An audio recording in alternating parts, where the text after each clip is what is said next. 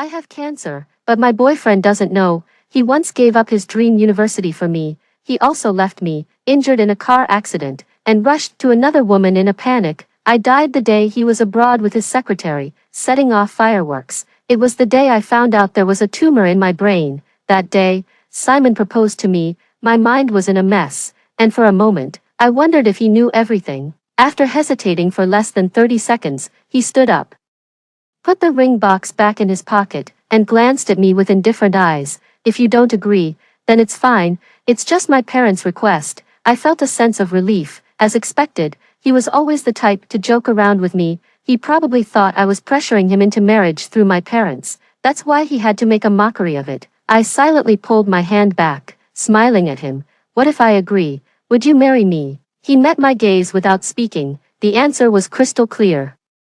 To be honest, it hurt a lot. If you don't marry me now, you'll never get the chance to marry me, I said, suppressing the tears welling up in my eyes, my voice tinged with anger. Simon didn't seem to care. He took off his jacket and draped it over the back of the couch, a faint, almost imperceptible smirk on his lips. Are you sure that day will come? He was always so insightful. I wouldn't live to see that day. At night, I sat at the edge of the bed, lost in thought. Simon closed his laptop, closed his eyes to ease the soreness in them, then got up, lifted the blanket, and climbed into bed. As usual, he turned his back to me, leaving just enough space for a pillow between us. His sleeping posture never lied. We'd been together for 8 years, yet he still couldn't get used to sleeping on the same bed with me. I had always been thick-skinned in front of him, even if he didn't want to. I would sneak up to him while he was asleep, press my back against his, and hold on to his waist.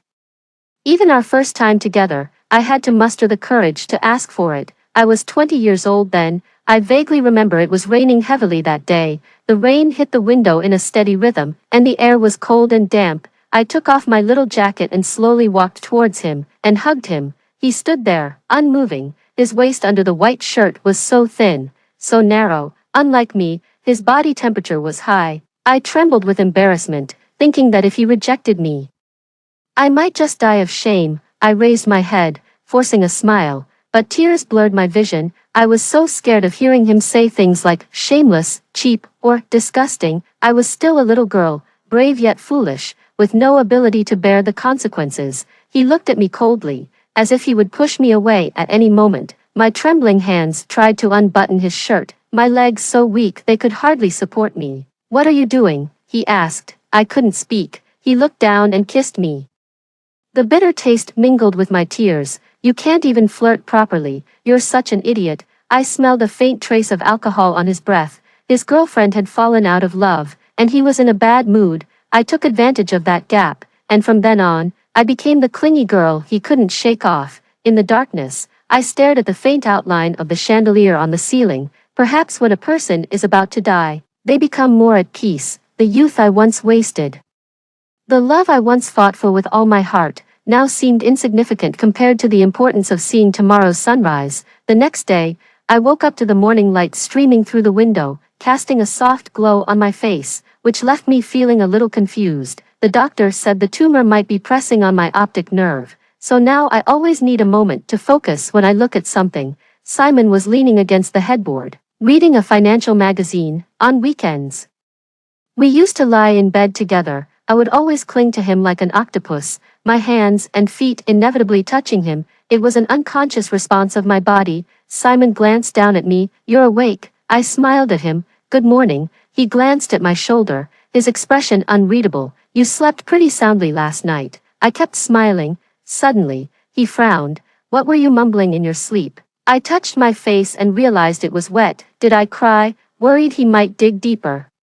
I half sat up and looked at him seriously. I dreamed that I was in Norway, seeing snow and the northern lights. I really want to go. Could we? I looked at him with pleading eyes. Simon ignored me. No time. I opened my mouth, then slowly smiled. Okay then. Maybe my reaction was too calm because he turned to look at me for a while before replying. Maybe in March next year. I don't have time this year. I nodded. It should still be possible. In fact, I had dreamed of Simon when he was 12. He wasn't like this back then. He had been a great older brother. I was picky about food and didn't like this or that, afraid of being scolded by the adults. He would eat whatever I left behind without any complaints, unlike now, where he won't touch the cup I've drunk from. When I was bullied at school, my hair pulled, and my notebook scribbled on, he was always the first to stand up for me, beat up the boys who annoyed me, and explain things to the teachers. He even gave me his new notebook. I was very shy as a child,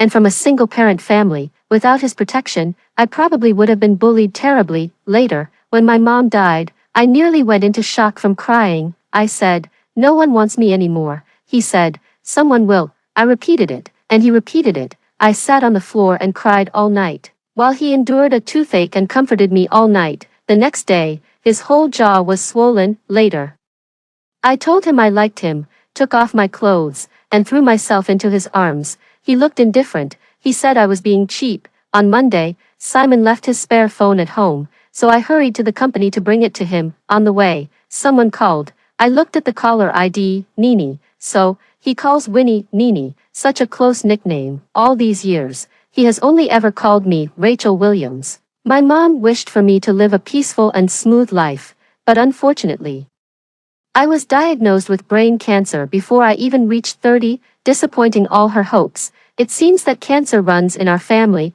My mom, aunt, and great-grandmother all died of cancer, and they all passed away young. When I got to the office, Winnie stopped me, distant but polite. "The general manager is in a meeting. Please wait a moment." Winnie was his college classmate and became his secretary after graduation. She handled all of Simon's major affairs.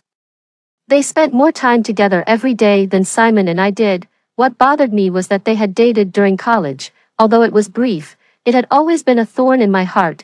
In Simon's and my shared social circle, people thought I was selfish and spoiled, like I didn't want any other women around him. But I didn't dare to even mention firing Winnie. The way Simon had broken up with her so reluctantly was still fresh in my memory. At that time, Simon was in a terrible state, looking at me with a coldness I had never seen before. "Do you only know how to use my parents to pressure me?" His voice was hoarse, and I even thought I saw tears in his eyes. Did he like her that much? That moment, I was stunned for a long time. He was usually so introverted. I had never seen him care so much about anyone.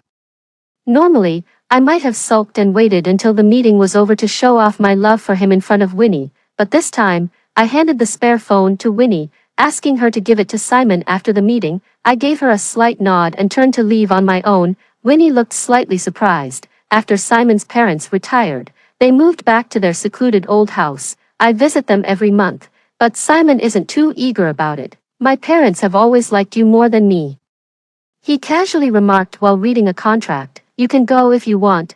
My mother had me out of wedlock, and I don't know who my biological father is." Simon's mom and mine were best friends. After my mother passed away, it was they who raised me. I am very grateful to them and have always tried to behave well. Maybe you could say I've been trying to please them, pleasing aunt, pleasing uncle, and pleasing Simon. Simon has a poor relationship with his parents, and much of it is due to me. He doesn't know that I've always been the one depending on others. Years ago, when Simon's parents didn't approve of his relationship with Winnie, it was because they discovered that Winnie was being kept by someone at that time. They showed Simon photographic evidence, but he didn't care. Winnie had her reasons, he said. "So," Aunt pointed to me with exasperation and said, "rather than let you chase after those unworthy women, you might as well marry Rachel. At least she's a pure, good girl." Simon gave a shallow smile. "If you like her so much, you can marry her yourselves." Breaking away from the memory, I coaxed him, "Let's go together, they'll be happier." Simon's tone didn't change. "If you're happy, it's fine." I gave in. I looked at him for a moment, then grabbed my bag. "There's food in the kitchen, remember to eat." Without lifting his head, he said, "Okay, be safe on the road." It took 3 hours to drive to the old house. I have a sweet mouth, and with just a few words, I had both aunt and uncle laughing heartily. I helped Aunt with the gardening, loosening the soil, fertilizing, planting radish seeds, and setting up a trellis for the pea plants. Sweating, I unknowingly fell asleep on the stone table in the garden. When I woke up, it was already dusk. Uncle's coat was draped over me, and my arms were covered in mosquito bites. The evening glow was fiery, bringing a gentle warmth. After dinner, it was time to leave. Aunt asked me to take good care of Simon. I agreed. Uncle said, "Take care of yourself too, you look a bit worn out." Sometimes, a simple, casual concern like that can bring tears. I suppressed the ache in my throat and smiled. I won't stay up late next time. On the way back, I realized that I probably wouldn't be able to drive alone anymore. The headaches were becoming more frequent. Rohan is my attending physician. He suggested I stay in the hospital for treatment, as the frequency of my headaches might increase. And there's a chance of developing persistent seizures. I shook my head. By then, I should have already done something to myself. You know, I can't stand pain. He frowned and looked at me for a moment before sighing. I didn't dare to drive, so he drove me back. On the way, Rohan glanced at me in the rearview mirror. He still doesn't know. He, clearly referring to Simon. I nodded. I still haven't figured out how to tell him. He was silent for a moment. I can't imagine his reaction. I chuckled. He'll probably be relieved that his later years will be free. The biggest regret in Simon's life must have been when he got involved with me in sophomore year. Otherwise, he wouldn't be stuck with me and pressured by his parents to take responsibility for me. Rohan glanced at me and shook his head. I told him you got drunk and agreed to be with me, and I had your clothes from the previous night over my arm. He was so furious, thinking something had happened between us, I said. He was angry because his parents forced him to break up with Winnie. Rohan clicked his tongue. Do whatever you want. The sky gradually darkened as we passed by the sports plaza, where a group of energetic young people were sweating it out on the basketball court. For a moment, I was lost in thought. Stop for a minute, I said to Rohan. I don't want to go back yet. You play basketball, right? I want to watch. Me? Rohan hesitated. I can play ping pong. But I haven't touched a basketball in years. After my persistent begging, Rohan rolled up his sleeves and reluctantly took to the court. He was tall with long limbs, and although he was a bit rusty at first, he didn't drag the team down. When he made a beautiful three-point shot, I couldn't help but scream. Rohan wiped the sweat from his forehead and looked at me smugly. In the distance, I saw a familiar figure. He was wearing a shirt and trousers, sleeves rolled up to his elbows. Gazing indifferently at the basketball court, I knew there was a long, jagged scar on the outside of his arm. It was from the car accident when he saved me, a 20-centimeter wound, a fracture, and steel pins. Since then, due to nerve damage causing finger mobility problems, he couldn't play baseball or basketball anymore. Activities he once loved, even holding a glass of water, he couldn't do steadily. That hand had once blocked a fatal flying stone that broke through the windshield to protect me. I had felt guilty about it for a long time. After the game, Rohan high-fived his teammates and, drenched in sweat, walked toward me. I handed him my coat. Let's go, he pouted. We won, and I didn't even get water, only the water I've drunk. He reached for it. Give it to me. I didn't notice when Simon left. I awkwardly said, let's go, I'll buy you water. When I got home, Simon had already showered and was lying in bed in his pajamas. I took a shower and climbed into bed. He turned off the lights. We didn't say a word all night. The next day, our weekend plans unexpectedly included an extra person. The company is planning to develop a theme park project, so I'm bringing Winnie to check the site, Simon explained indifferently. I didn't say anything. After walking for a while, Winnie seemed to have caught a cold, coughing continuously. Simon frowned. Why didn't you say you were sick? Winnie laughed. I've had a cold for a few days. I thought I'd be fine after taking some medicine, but it got worse after the wind hit me. Simon took off his jacket and handed it to her. Winnie wrapped herself in it. Thanks for your concern, boss.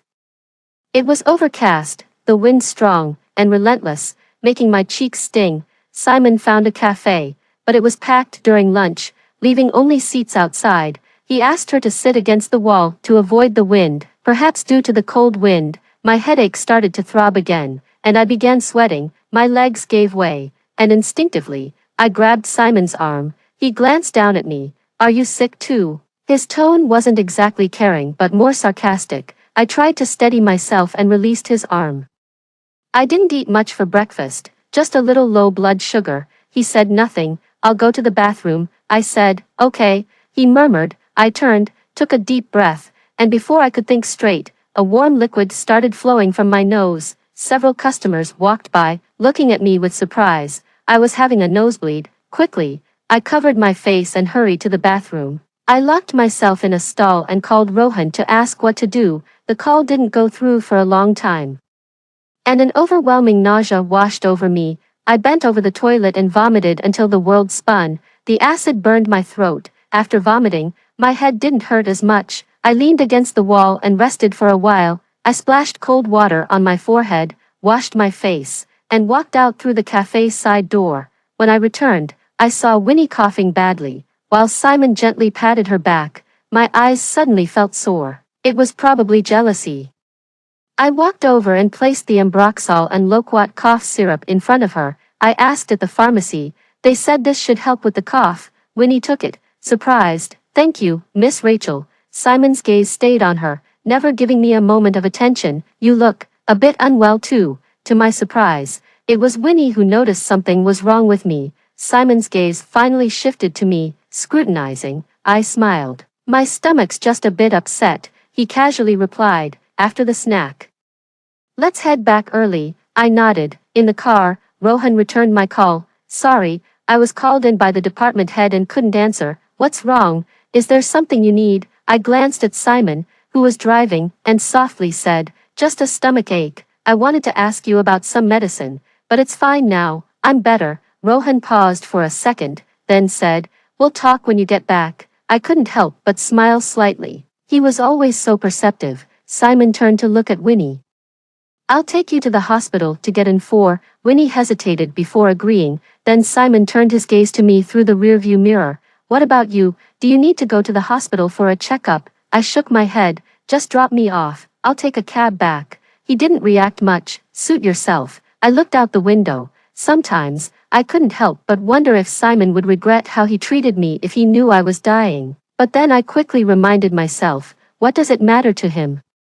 It's my choice to keep it from him. A few minutes later, Simon dropped me off at an intersection. Winnie glanced at me apologetically. The car quickly drove away. I stood there for a moment before hailing a cab. I didn't go home. I bought a 6-pack of beer at a convenience store and headed to the riverbank, drinking it with the river breeze. I didn't intend to overdo it, just half a can, and I kept the rest in my hand. Because I was cold, I also bought a shawl from a clothing shop by the roadside. Rohan had asked me before why I didn't tell my family I was sick.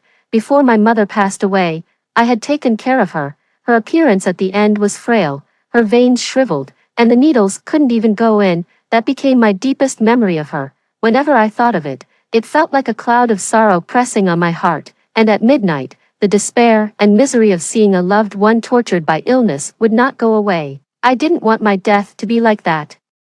Rather than have them watch me suffer with futile treatments, witnessing me slowly become weak and pathetic, it would be better for them to remember me as healthy and beautiful. Afterwards, Rohan could tell them I passed away gracefully, and with the advancements in medicine, I didn't suffer much. I stayed by the river for a long time, curling up and dozing off for a while. I didn't realize it was almost dark. When I opened my phone, I had many missed calls. I randomly called one back. Simon's voice was angry, almost as if he were going to eat me alive. "I called you so many times. Why didn't you answer?" I paused for a moment, then realized I had probably missed something. "What's wrong? Is there something going on?" He was silent for a moment, his breathing heavy, like he was trying to control his emotions. "Where are you?" I looked around. "At the dock," he said. "Don't move. I'll come pick you up." I wrapped the shawl around me tightly and waited obediently. Simon arrived faster than I expected. After he parked the car, he walked up to me quickly, his gaze quickly scanning me for any issues. When he realized I was fine, he calmed down. "What are you doing here?" he asked. Just as I was about to answer, I sneezed. His expression darkened, and he took off his coat to wrap it around me. I actually didn't want it, especially since this coat had been draped over Winnie's shoulders earlier today. Subtly, I could still smell her perfume. I followed him. Secretly taking off the coat, Simon opened the car door and suddenly turned to look at me, frowning. "What's wrong?" I softly said. "Winnie wore it. She wore it. I didn't want it. Call me petty if you want. I'm probably going to die soon, so I don't need to be that considerate, do I?" "Who told you that?" He grabbed the coat and wrapped it around me again, his furrowed brows softening. "Even if she wore it, you should still wear it. Don't you think your body's already bad enough?" Inside the car, he turned on the heater. I said, "It's too hot." He responded, "Serves you right." After the car accident, Simon had become very cautious when driving. What would have been a 5-minute drive took more than 10 minutes. As we walked inside, he suddenly grabbed my hand, lowered his head, and sniffed the alcohol on me. How much did you drink? 1 can. He clearly didn't believe me. I wanted to explain, but when I opened my mouth, I sneezed several times. He placed his hand on my forehead to check for a fever. Are you running a fever? Maybe it was the force of the sneezes, but something started to drip from my nose. Simon frowned. What's wrong with you? I shook my head, covering my nose with my hand. Maybe it's just heatiness. Blood started gushing out like an untightened faucet. Simon's expression changed immediately. He made me tilt my head, pinching my nose, and quickly grabbed some medical cotton balls to stuff in my nostrils.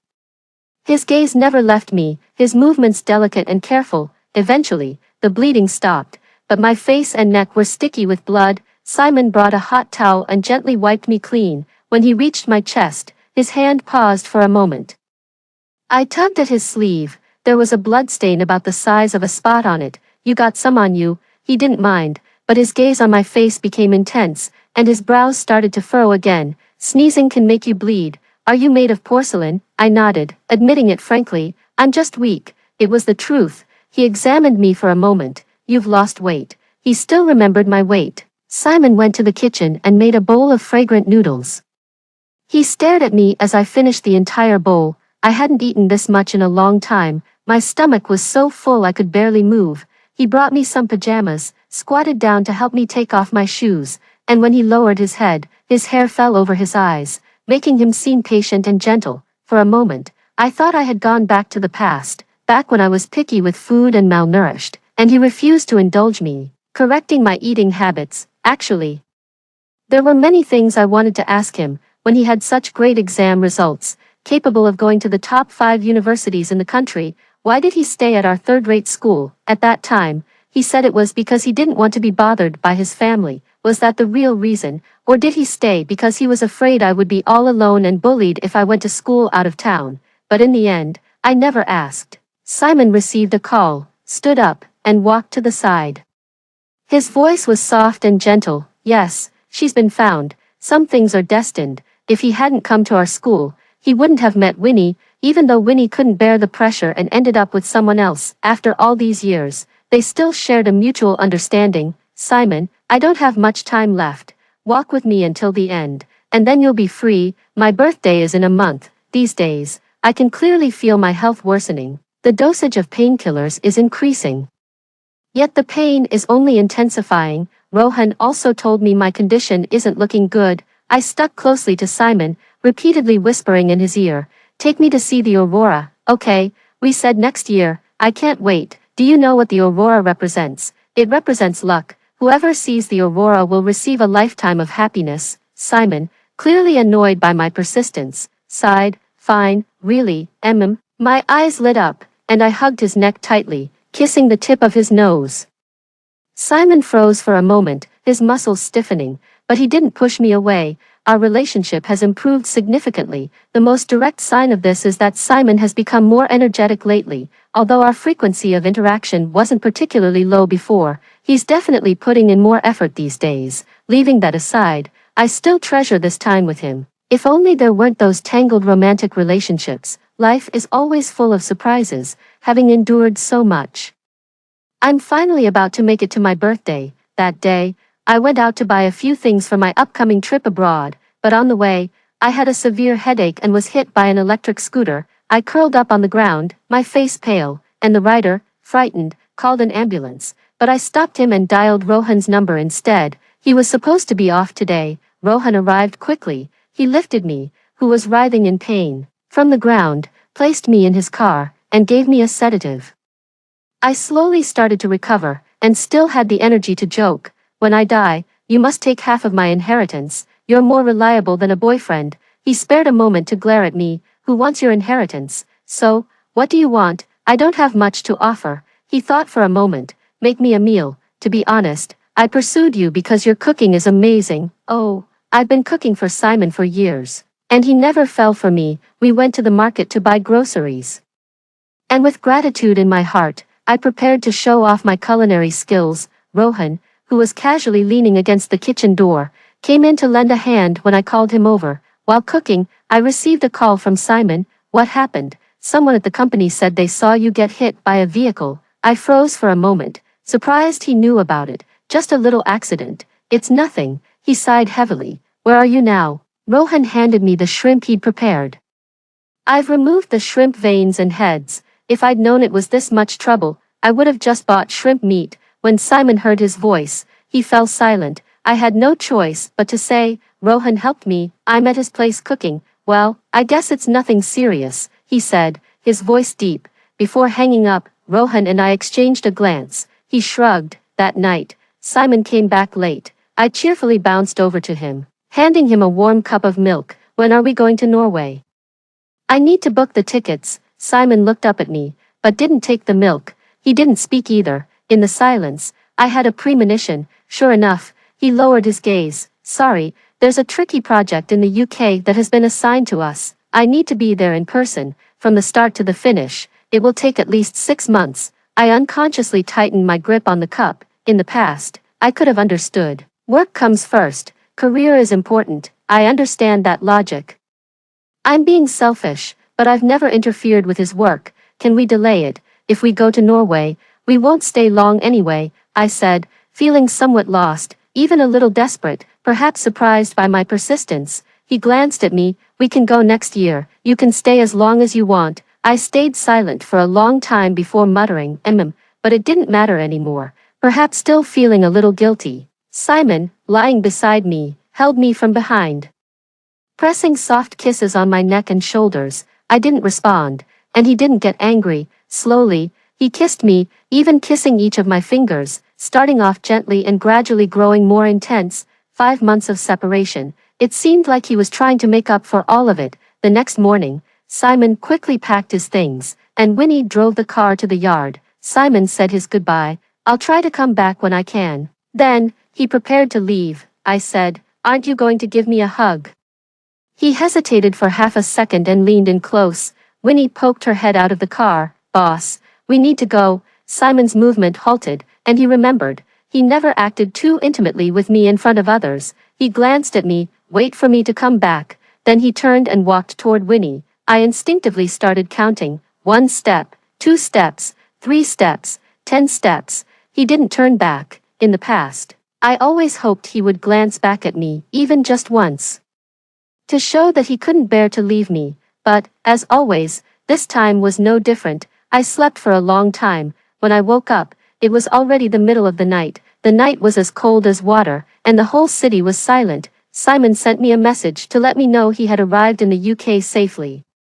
I didn't reply. I couldn't sleep anymore. I sat up in bed, hugging my knees. But it was fine. I never wanted him to know about my illness. If he were abroad, he wouldn't find out when I died. In a daze, memories of the past flooded my mind. When I was young, I was often sick and prone to allergies. I had rhinitis and couldn't stand dust, so whenever it was my class's turn to clean, Simon would come and help me sweep the floor and clean the blackboard. One winter, when I fell in the snow, he put my gloves on me and carried me home. When I had a cold and couldn't eat, with no adults around, he made porridge and fed me spoonful by spoonful after blowing it to cool down. And that time when I had a car accident, if he hadn't shielded me, I might have already died. Each time he wasn't nice to me. It was counterbalanced by all the good he'd done. These little things, day by day, year by year. Some of the bad counteracted the good, and some of the good made up for the bad.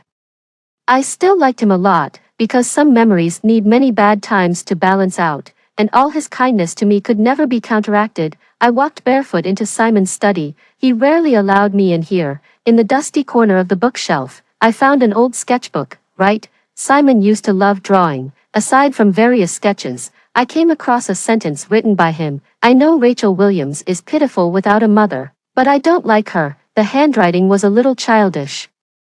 From when Simon was young, I hesitated, and kept flipping through. After she came to our house, Mom and Dad only cared about her. When we rode in the car, because she was car sick, Mom always held her in her arms. The foods I liked, she didn't like, so Mom and Dad only made what she liked. When I was sick, no one noticed. I was choked with emotion.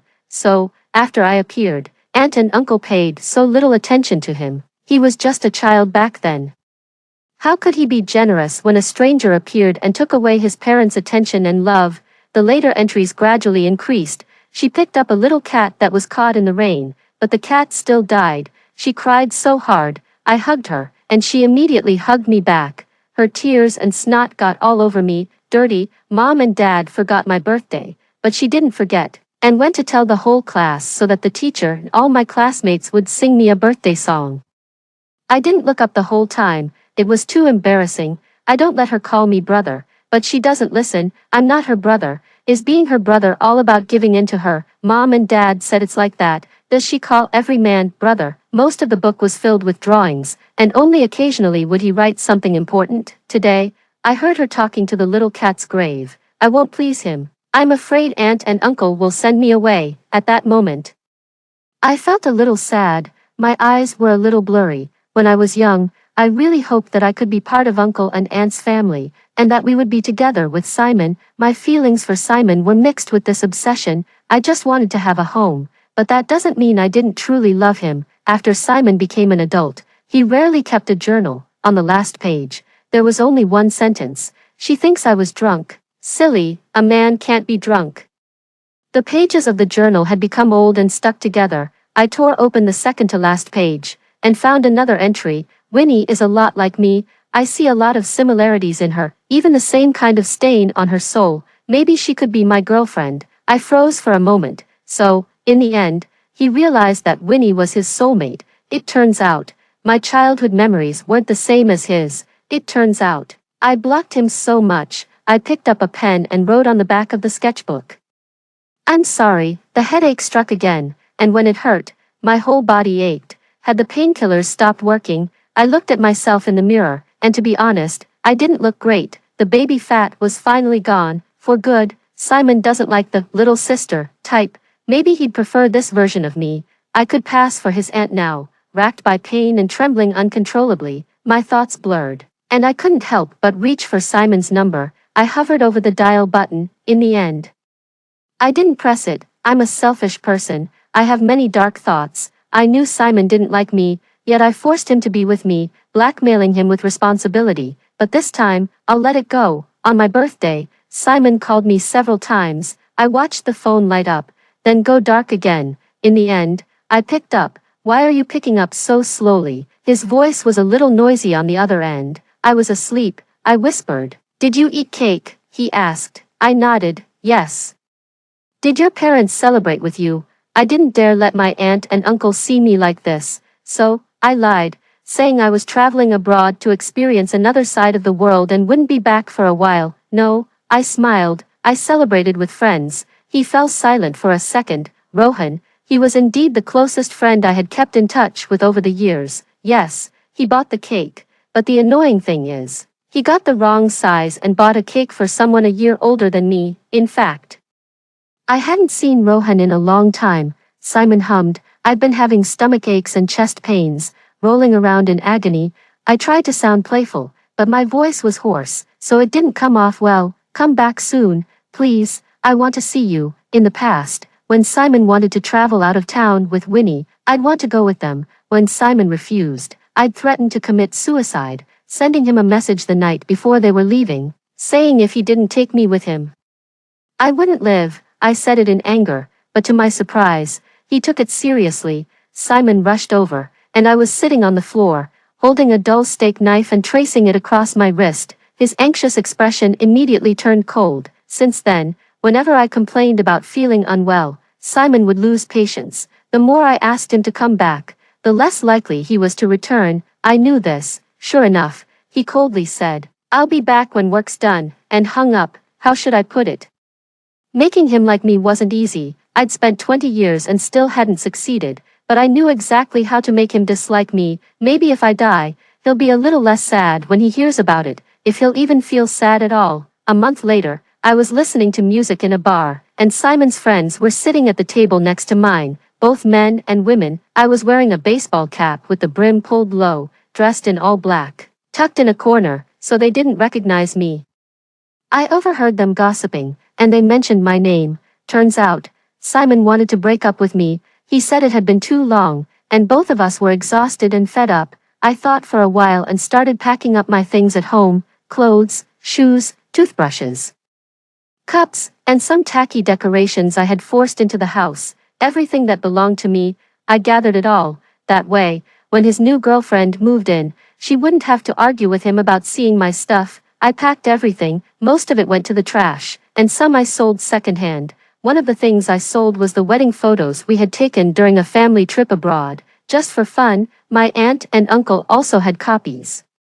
I used to cherish them so much and hung them in the most visible spot at home, but those couldn't be sold secondhand, so I threw them away. Before I left, I took one last look at the house. Done. There was no trace of me left, or maybe not. I left a large brown bear on the living room sofa. The reason I bought it was because I thought it looked like Simon. I attached a note to it. The bear is for Winnie. How much does Simon like Winnie? I remember the three of us sitting in the same car, me driving, Simon in the passenger seat, and Winnie in the back. When the out-of-control truck crashed into us, Simon blocked the flying debris for me, but the twisted car trapped me, my legs pinned under the steering wheel, broken glass piercing my thighs, blood pouring out. Maybe it was the body's self-preservation mechanism, but at that moment, I felt numb. Even though I didn't feel pain. Winnie moaned in pain behind me, and Simon, despite his broken arm, rushed to open her door and carried her out. Only then did he have time to check on me. When did Simon return to the country, and why didn't anyone tell me?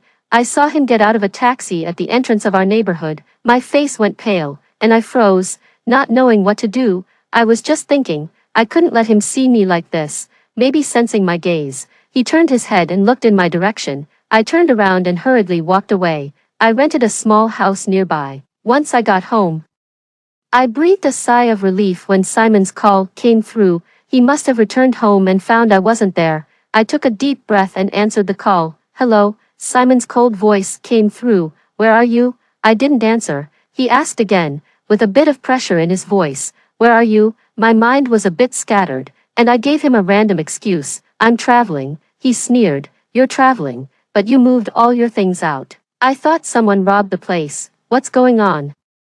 I decided to move out. He sighed lightly. When he spoke again, his tone was almost dripping with displeasure. I'm asking you again. Where are you? I thought for a moment, tightened my grip on the phone, and said, let's break up. There was silence on the other end. I hung up. 2 nights later, I secretly went back to the old villa. The big bear I had left behind was tossed in the yard. It had been rained on, and it was dirty, with Simon's temper. He probably wouldn't tolerate me treating him like this. I touched the bear's ear and took it with me. It was hard and ridiculous, and it took some effort to cram it into the back of the taxi. I still had a bit of selfishness. I hoped that Simon and Winnie might occasionally remember me, but I also hoped he wouldn't take me seriously. If I die, will Simon miss the food I cooked for him, or hearing my voice, or seeing me walking around, annoying him every day? My weight had dropped a lot. I felt like I was close to the most humiliating situation Rohan had warned me about. Euthanasia is illegal in this country, which frustrated me. I didn't want to go to Switzerland, where I didn't know anyone. Given my current condition, I wouldn't be able to withstand the journey. Rohan said if I really wanted to go, he would take me. There was pity in his eyes when he said it. I tilted my head and looked at him. Isn't that too cruel for you? He would probably have nightmares after personally seeing me off. After much thought, I decided to jump into the sea. Of all the places, Simon doesn't like the sea. He likes winding streams, wide rivers, and tranquil, gentle lakes, but he doesn't like the vastness and mystery of the ocean. He's such a boring person. Maybe it's better this way. I'll die in a place he doesn't like, and he'll be at ease. So he won't be bothered by the thought of me in the future, even though Rohan didn't want me to. I still left half of my inheritance to him. As both a friend and a doctor, he had been so considerate, and I had nothing good to repay him. I felt ashamed to say, but I didn't have much money. I had wanted to record a video for my aunt and uncle, but thinking about my current state, I decided against it. I just wrote them a thank you letter. I've always wanted to call them Mom and Dad, so I did in the letter, hoping they wouldn't mind. The sea breeze howled sharply in my ears. I saw Simon's post on my social media feed. He and Winnie were watching fireworks. I remembered Winnie once said that what she missed most about her childhood were the fireworks, carrying the purest and most beautiful wishes. The fireworks exploded one by one in the night sky, brilliant and colorful. scattering sparkling stars before falling like a meteor shower. It was just like life in its most vigorous form. I placed my phone on a rock and leaped into the sea. Extra chapter, Rohan's perspective. When I informed Simon of Rachel Williams' death, he furrowed his brows, not believing it at first. Don't joke like this, Mr. Simon. I'm not joking. I handed him Rachel Williams' will. This is what she left for your parents. Please make sure it gets to them. He didn't take it, nor did he look at it. What's she up to now? I chuckled inwardly. Mr. Simon, Rachel Williams' body has been found by the police. You can go to the morgue to identify if it's her. After saying this, I turned and left, not looking back at his expression.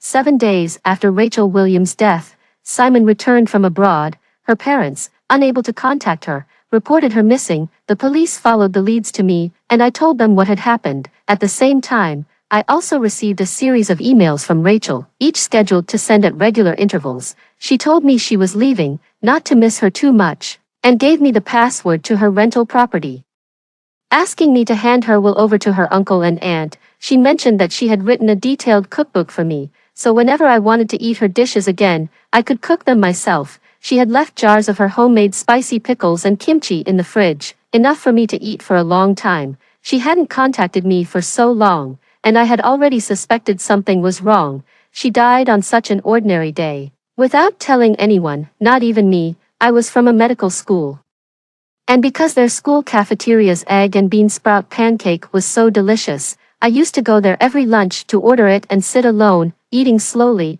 I had a habit of being picky with food. Over time, she noticed me, and would always glance over at me. Later, when her bicycle broke down, I passed by and casually fixed it, and that's how we met. She probably thought I was poor, only able to eat one meal a day, and would order 2 portions of meat and pretend that I couldn't finish them, asking me to help her with the leftovers. I found her little performance amusing and played along. Eventually, every week when we met, she'd bring a big bag of fruits, snacks, and daily necessities, saying that the girls in her dorm wanted to lose weight and asking me to help eat them. I couldn't take it anymore, so I deliberately wore a brand name outfit, carrying a Prada triangle bag to meet her. She should have recognized the brand. She was quite surprised and looked me over seriously. She pointed at my bag. This looks like, she started, then her expression shifted, probably thinking it was a knockoff, but still trying to be polite, and said, it's quite nice. I couldn't help but laugh inside.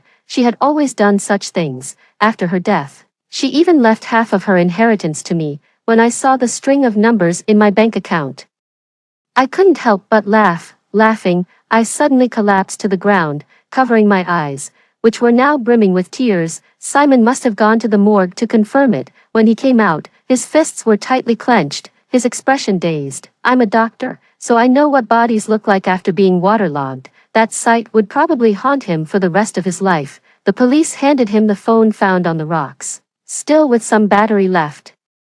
The lock screen password was easy to guess. It was the date her childhood cat died. Just like many of her passwords were her mother's birthday. This girl, she was so sentimental that I couldn't understand it. Maybe it was because her mother passed away early. She always told me to cherish every family member. That cat was part of her family. She had also told me I was her family. Foolish girl. When the screen lit up, the first thing I saw was Simon's social media post.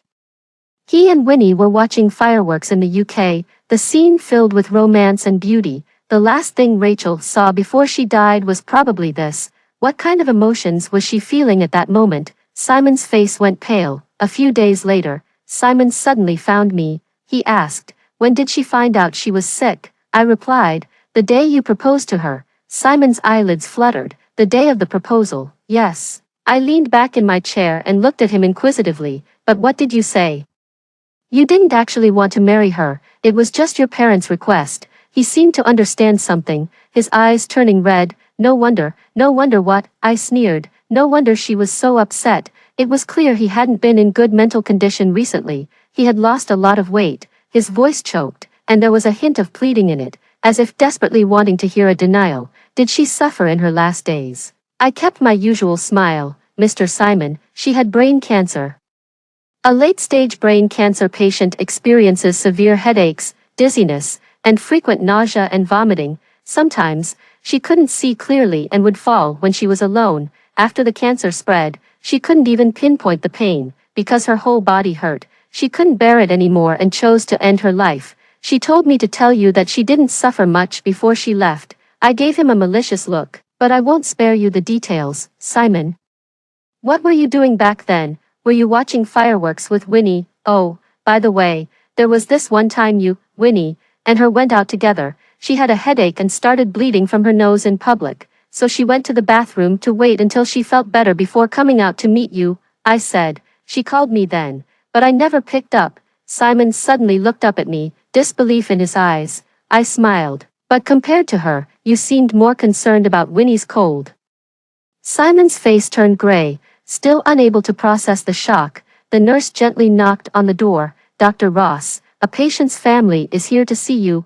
I walked past him and out of the room. Standing outside the door were Simon's parents. His mother's eyes were swollen from crying, and she leaned on his father for support, barely able to stand. You were Rachel's primary doctor, and also her friend. Can you tell us, did Rachel really have cancer? Simon's mother extended her hand towards me, her voice trembling. Why didn't you tell us? I quickly held her arm. Auntie, please take care. She spent her final days alone, with no one to care for her, enduring all of it by herself. How lonely must she have felt? Simon's mother cried again, tears pouring down. I took out the prepared response. Auntie, don't be too upset. With today's medical advancements, Rachel Williams didn't suffer much. She simply didn't want to live the rest of her days relying on medication and machines. So she chose to jump into the sea. She loved the sea, and for her, it was a release. She didn't want you to grieve for her, which is why she didn't tell you. Simon's father was stunned, his eyes bloodshot, choking as he asked, is that so? I nodded. She said she wanted to stay in your memories as the healthy, beautiful version of herself. Simon's mother murmured, even in her final days, she was still thinking about my high blood pressure, reminding me to take my medication and go for checkups, and she asked her uncle to make sure I didn't drink. Even on the day she passed, my Rachel still called to check on me. She collapsed onto a bench in the hospital corridor, covering her face and crying. I had no idea anything was wrong. Simon stood aside, knowing the truth. That was why the pain was even more unbearable for him. Just like me. Extra chapter. Simon's perspective. The first month after Rachel Williams' death, sometimes I would forget this fact. In the mornings, when I woke up in the familiar bed, I instinctively turned my head to look at the pillow beside me, thinking about pushing her feet off my body, but there was nothing. The space beside me was empty. She's gone, and she'll never be here again. I froze for a while, then suddenly recalled that in her final days, she hardly clung to me like that anymore. A week later, I gradually regained my composure. I gave up on the project in the UK, as my parents were grieving Rachel's death, and I needed to stay home to take care of them. I spent my days going back and forth between the company and my parents' house. The house where Rachel had lived was locked up, and I listed it for sale with a real estate agent. There was really nothing to escape from. That house had been tidied up meticulously by her, and there was nothing left that reminded me of her. Oh, except for a silly teddy bear. There was a note attached, saying it was for Winnie. I remember her saying that I resembled this bear. A bitter thought crossed my mind. Was this supposed to be a gift for Winnie? Angrily, I tossed it aside in the yard. One day, my mom suddenly said, let's go to the place where Rachel passed away. Her eyes turned red again as she mentioned Rachel.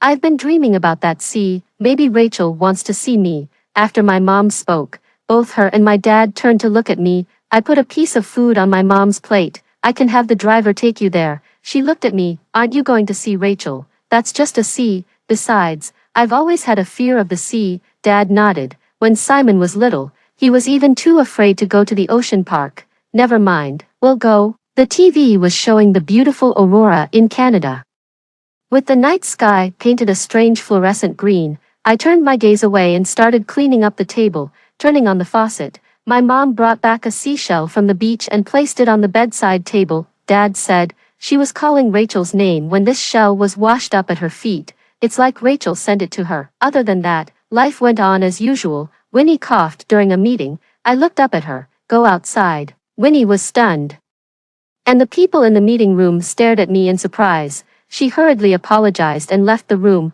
covering her mouth. I gestured to the staff to continue presenting their slides. Winnie was hiding in the break room, wiping her tears. I silently walked over and poured her a cup of coffee. Be mindful of your emotions at work. She took the cup, awkwardly saying, "Thank you, boss." Just as I was about to leave, I heard her voice. I wasn't crying because of the meeting. Her voice was hoarse. I just remembered the last time I spoke to Rachel. She bought me medicine and told me it would help my cough. She must have been in pain at that time too. She must have misunderstood. When the car accident happened, she saw you pulling me out of the car, and her expression was sad, the kind of sadness only women understand. I think she assumed that after the accident, you wanted to save me first. I froze for a moment. At that time, Rachel's leg was trapped under the deformed car hood, and her face had gone pale. Winnie was groaning in pain in the back seat, and I helped her out first. She was frightened, instinctively clutching my shirt.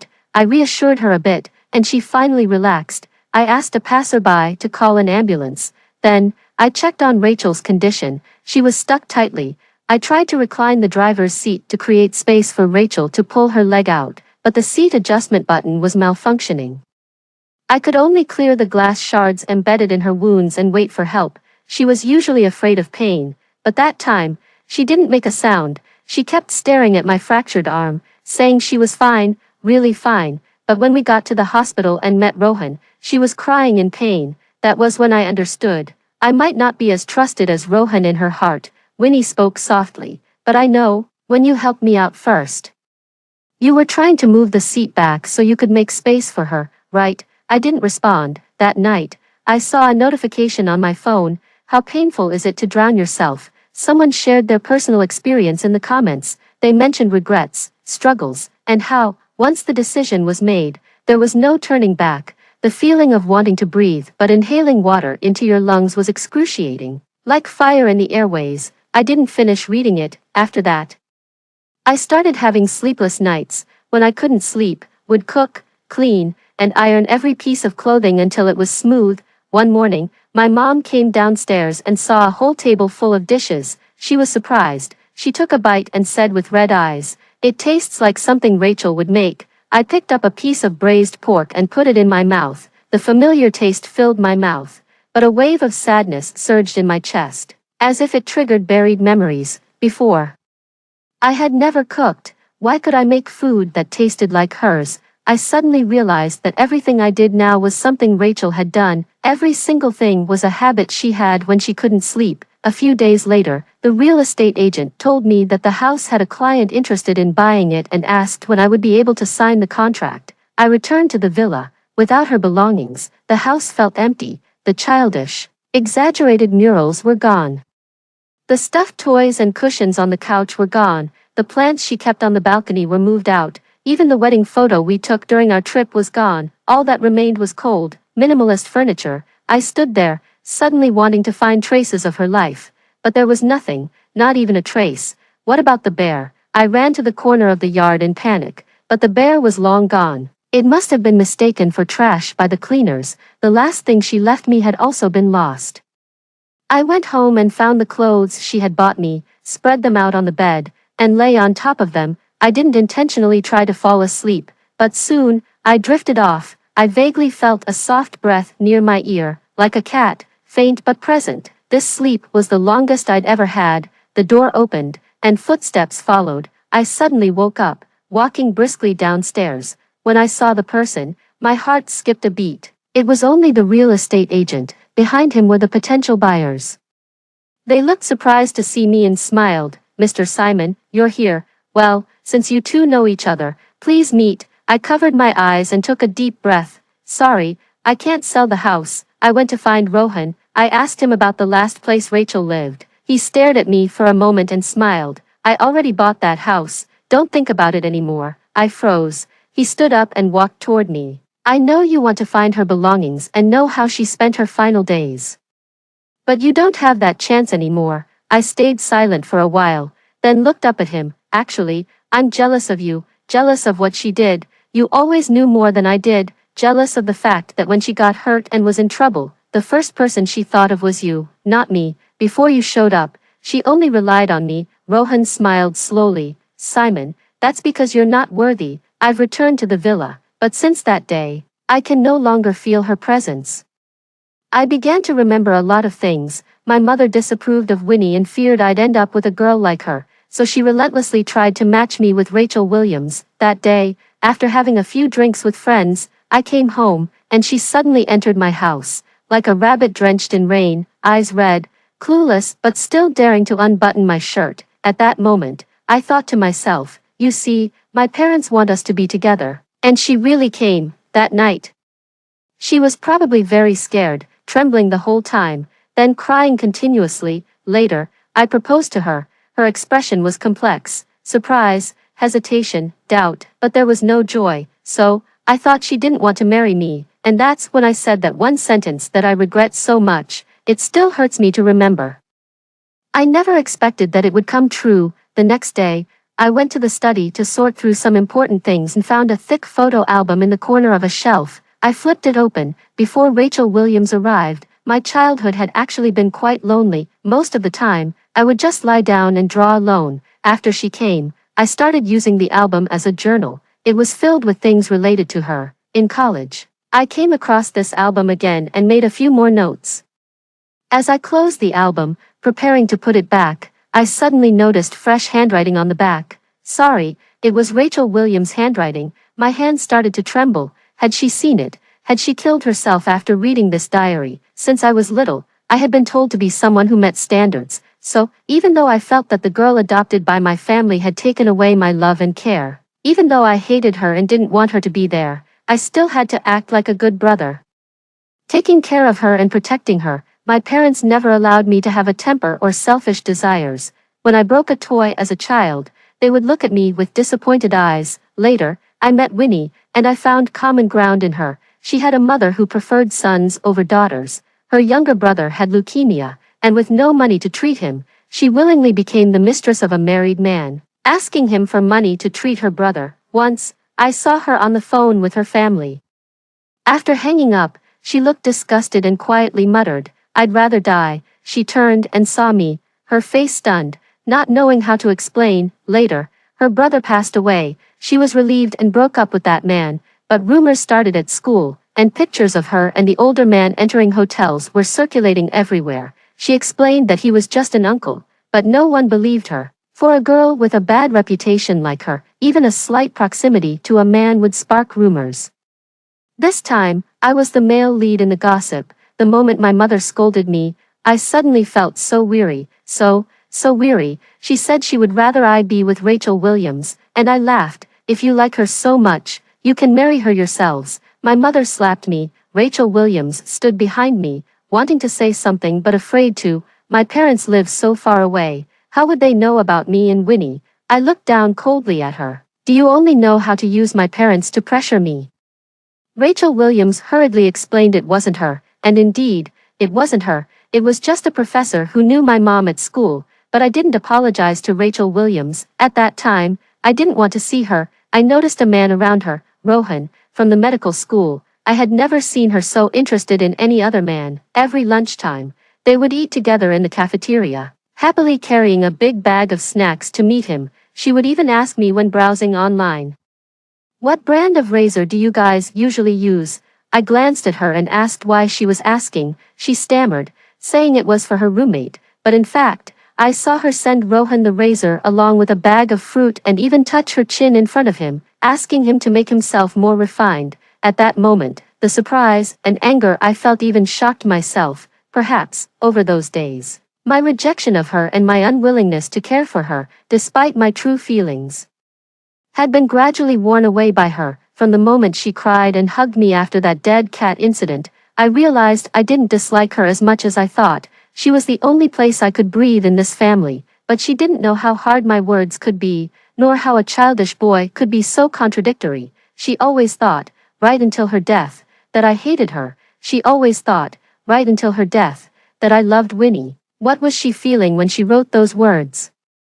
All the hidden pain, all the things I purposely avoided, those moments when I hurt and betrayed her, the pain of cancer and the fear of death that she endured alone, came rushing towards me, flooding my body. I knelt on the floor, holding the diary, curling up and crying like a child. I finally went to that sea, the one I had always been afraid to visit. I feared remembering what she looked like when she died. I stood on the shore, The salty sea wind brushing against my face, the blue waves rippled, making me feel nauseous and dizzy. Since I was 6, when I was almost drowned by the waves, I developed seasickness, and Rachel Williams had died in the sea. The waves licked my feet, as if guiding me to a deeper place. 1 step, 2 steps. The last thing she saw before she died was a photo of fireworks I posted on my social media. I just thought the beautiful fireworks were like the aurora she wanted to see, but I didn't expect Winnie to like the post. After that, in her mind, it became a romantic gesture between me and Winnie.